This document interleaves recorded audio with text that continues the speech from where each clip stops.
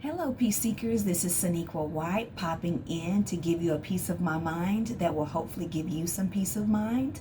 And as promised, I am back to talk about a decision making skills process that you can use to help yourself, either if you don't feel like you have any or adequate decision making skills, or if you just are interested in improving and increasing your level of skill.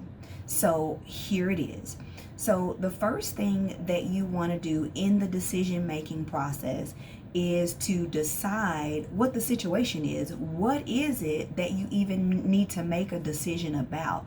It could be an either or thing, and it typically is. If it's not already an either or, you want to narrow it down until it is. You want to narrow down your choices to the least amount of choices that you can, because more than a few choices is confusing and overwhelming. So first, think about what the situation is, or what is the decision that needs to be made.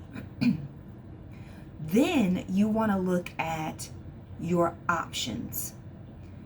In this phase, I don't want you to consider what the consequences are to the options. I only want you to think about what are the possible options. What could you possibly do to improve the situation? So whatever the decision is, or the decision that needs to be made is the situation, what are the options that you have? All the options. And this is a process that you want to write down, that you want to document. So if you're using a computer or using your phone, using paper, I'm a paper person. I love to write by hand. That hand brain coordination thing just does something for me. And I suggest, when I work with my clients, that is what we do, and I suggest that you do it as well. Get out a piece of paper or notebook somewhere where you'll be able to find this again and write this thing down. So the first thing you are needing to know is, what's the situation? What kind of decision is it that you need to make? The next thing you want to do is write down all the possible options. What are all the things that you could possibly do? And in this phase, you can even get input. You can ask people, what would they do? You're not making a decision yet. You're just gathering information. What are all the options that are possible? The next phase is where you look at consequences. So each option that you have on your paper, look at that option and say to yourself, play it out in your mind. If I do this, what are all the consequences that could possibly arise if I make this my choice? So each option that you listed, go through them one by one and add a consequence to it. If you should decide that thing, what is the possible consequence that could happen from making that choice? Okay, that is a big undertaking depending on how many options you had.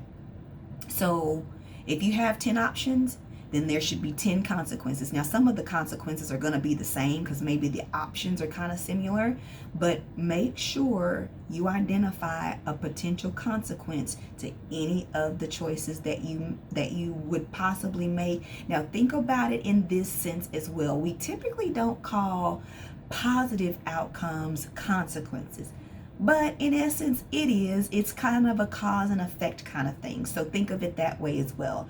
If I do this, what will happen?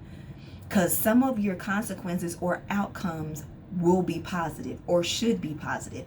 If you go through that whole options list and you look at the consequences, or what is the thing that could possibly happen, and all your consequences are negative, you need to go back to the drawing board and figure out more options. This is probably where as well that you need to enlist the help of a therapist, a coach, a minister, an accountability partner, someone, especially if all of your options, if the consequence you look at is negative.